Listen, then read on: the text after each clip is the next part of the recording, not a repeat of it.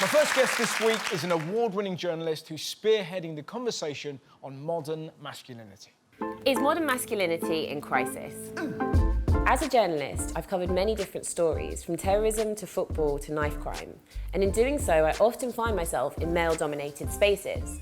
I've seen that there are many issues affecting men today that we're not properly focusing on, and I want to do more to address these. You get a lot of men who have no idea who they are, none whatsoever. As soon as you mention men and masculinity online, the discussion becomes extremely partisan and really polarised. Post-Me Too, it's even harder to talk about these things, but more necessary than ever. I'm not saying we're going to get all of the answers to the big questions in this series, but I just want to open up the debate to some new voices.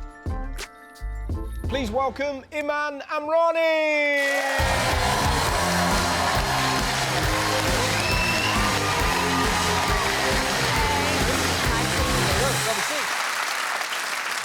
Thank you very much for coming on the show. Thanks for inviting me. Pleasure. I think your series is brilliant. Thanks.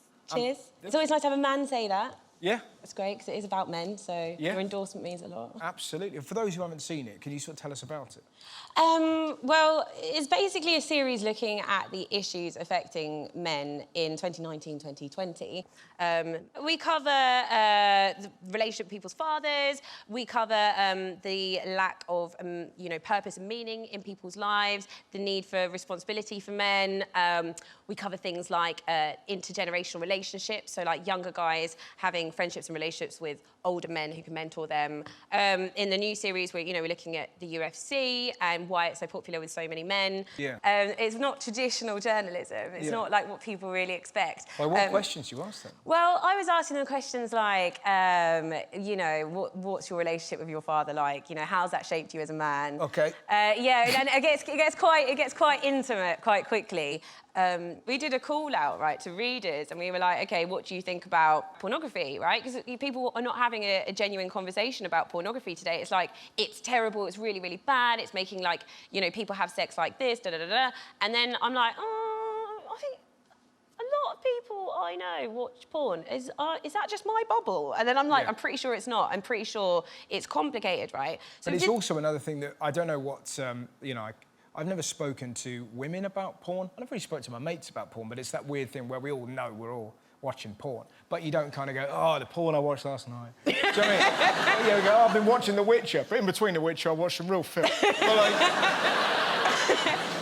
But it was really interesting, the responses that people gave. I had, some guys writing in, guys in their 60s or 50s or 60s, saying that it had saved their relationship, their partner, for whatever reason they couldn't have sex with their wife. It could be health reasons or whatever. And I was like, yeah, that is not something that I would ever come across if I hadn't,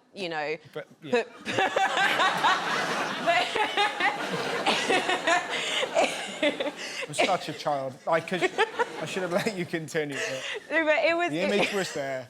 But it is porn, like, so obviously it does get, a lot of the things get quite awkward and giggly. Yeah. And then I end up having guys, share quite personal stories with me and stuff, which is really it makes me feel really privileged that people are so trusting, because there's not a lot of trust when it comes to journalism and journalists, and there's not a lot of trust when it comes to talking about things like masculinity. But it's also the thing as well that blokes really do want to talk, but never think that anyone wants to listen to them. So if someone says, do you want to chat? They'll go, yep, and really unload. Well, yeah, I think that at first it was actually really hard to get guys to believe that this wasn't some kind of massive trick. And, as a woman, a millennial and a minority, they think that, I'm going to come with a certain kind of way of thinking, a certain ideology, and that I'm going to be basically looking for a way to bring them down and attack them. Yeah. Because it feels like, the world is seen in such a binary way these days. You're on the left or you're on the right. You're on the side of women or you're on the side of men. And it's like you can't look at things with shade and with nuance. And that's really what I wanted to do. I wanted to be able to have a conversation, be like, look, I don't expect you to be perfect. I'm not expecting you to tell me, like, I don't want a guy to be like, well, I'm a feminist. I'm like, I actually want to know what you think. Yeah. You know what I mean? It's not a test. What drew you as a woman to thinking, I need to really understand men? I live around men, like every woman probably has got an awful story about men, but, like we work with men. But then interestingly, most men have got awful stories about women. And that's... But you would be insane to say that on national TV.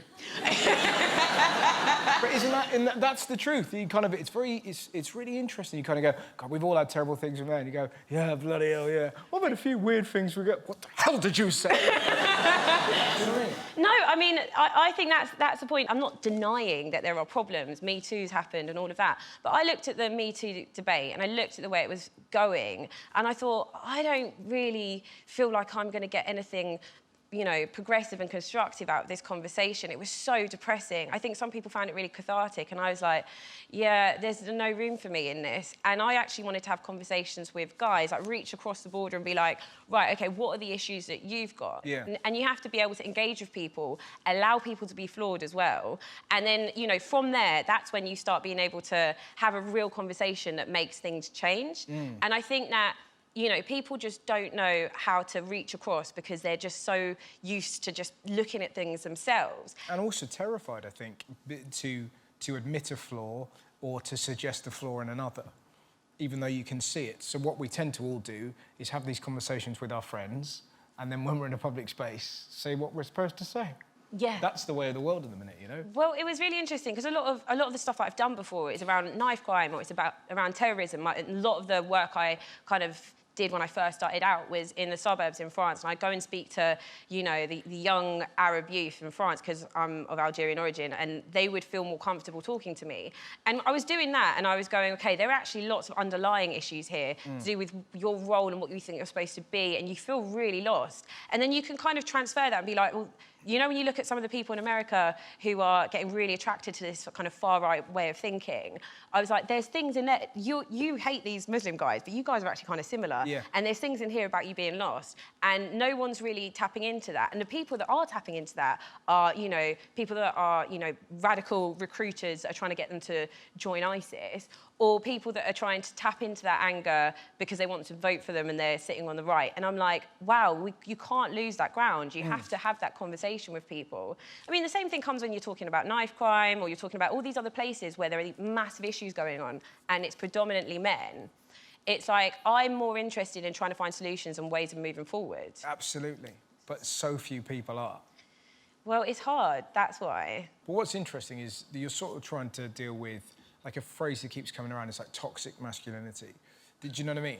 I've made the explicit choice to never use the term toxic masculinity in this series because I think it can derail the conversation. Yeah. And actually, I think a lot of people don't really talk like that. And so I found that I wanted to be able to have a conversation where people said what they honestly thought without feeling like they were going to get tripped up. And the second series is sort of happening now, isn't it? Yeah, the second series, we launched the first episode last week. Where can people go to if you haven't seen it? It's on YouTube. It's called Modern Masculinity. Cool. If you type that in, it will come up. And the next episode's about circumcision. Yeah. What? Yeah, feel that. I heard a few noises out there. Well, presumably that was that an awkward topic, just winding up to people? How do you initiate a conversation? Well, my opening question, I was trying to be really British about it. I was in America going up to strangers and I was like... To strangers? Yeah, but I didn't want to ask them about their penis because that's not very British and polite. So I was Yeah. like, would you circumcise your son? Which makes it not about them. Yeah. This was still quite personal. Yes. And then a lot of the guys were like, yeah, but quite a few of them would Well, be like... is this the most fucked up prank show? You circumcise your son? Absolutely not. For $5 grand? 10 grand. Go on then. Junior? But quite a few of them were like, turn around to me and be like, so, like, what do women prefer? You see, that, to me, shows that it isn't masculinity in crisis. That's very thoughtful men. Because you've said, are you circumcised? Well, what would you rather? That's how thoughtful some men can be. But it was, yeah, I mean, but I thought that was quite sad, actually. Did you? Yeah, because I feel like women are Yeah. told to be, like, really empowered about their body. Yes. I shouldn't be going to men being like, do you like bigger tits? Yeah. Do you know what I mean? Or, like, what do you prefer, you know, on my body? And should I get surgery for that? Like, Yeah. that seems insane to me, right? So for a guy to feel like that, I think that's like, oh, but are you comfortable in yourself? Like, if you like your penis, then that's, like, all that really matters, right? But the point is that because women can vocalise things much more easily. Yes. It's that conversation about female empowerment, how we talk about our bodies, is happening. That's a really good point, because women can have a conversation when they can, like, oh, you know, I really don't like my tits. And then another lady go, oh, I love your tits, blah, blah. But blokes can't go, oh, it's my balls day. Like, I love your balls, your balls. Do you? Oh, like, you know. But, and I'm not suggesting that we should have those conversations, because I think that would alter my friendship with all of my friends. Because how do you even initiate? They go, lads, can you all come and look at my balls? But maybe they would want to look at my balls. Maybe this is what you're doing. Listen, I've got to go, all right? But no, it's really interesting. I genuinely applaud your the way you're doing it. I think it's really great. These are really interesting times where we're kind of learning about ourselves, and it's quite fascinating to have somebody sort of trying to navigate it in a non-judgy way. That was a horrible name. You know what I mean? Like... I appreciate it. Thank you. Ladies and gentlemen, the wonderful Iman Amrani!